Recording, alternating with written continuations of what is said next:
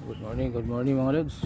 Ayun at papasok na naman tayo sa work natin mga lods. Maaga pa naman ang mga estudyante nagsipasukan ng mga lods, no? Ayan ang ano dyan mga lods, pag may pasukan na maaga mga estudyante, depende sa oras. So tayo mga lods, papasok na rin naman tayo para makaabil tayo na ano. At dadaan naman tayo mga lods, dadaanan natin si ano, si alias nini sa kanyang ano mga lods, no? Ayan at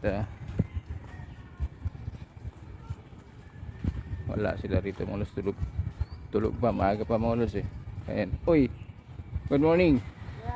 Oh, ano, kumusta? Nag-almusal ka na? Di ba? Dito. Buti walang ulan, ano? Kaya po. Oh, mag-almusal muna. Dito. Oh. Haluin kita. Ayan mga lods, ayan na.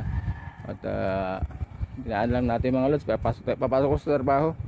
Okay na, sige, ingat. Trabaho ka pala, kuya? Oo naman. Ingat, bye bye. Ayan mga lods, no? Buti na maaga nagising mga lods. Dinaan lang natin mga lods kasi nandiyan pa rin sila sa pwesto nila. At buti lang walang ulan mga lods, no? Alam mo mga lods, no? Yan, nung panahon na namin nasa barangay kami, ewan ko mga lods, no? Kasi nabigyan na ng ano yun nabigyan na ng ano yun doon sa pabahay ng NCA. Ewan ko lang bakit bumalik pa rin siya dito. May ano yung mga lods, may bahay na yun doon sa NCA, kaya lang wala siyang, ang ano sa akin, walang hanap buhay.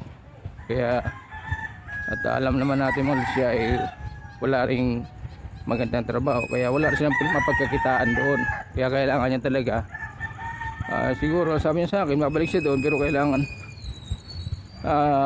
mayroon siyang mapagkakitaan mga lods, no?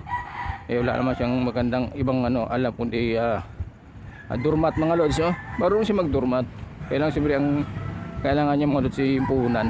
Wala siyang puhunan, yun ang ano niya. So ayan, good morning. Oo, ayan mga lods, so ayan, nandito na tayo sa kainan jeep mga lods, no? Babalikan ulit natin yan, okay? Ayan mga lods, no? At thank you for watching po. Bye mga lods, good morning sa lahat.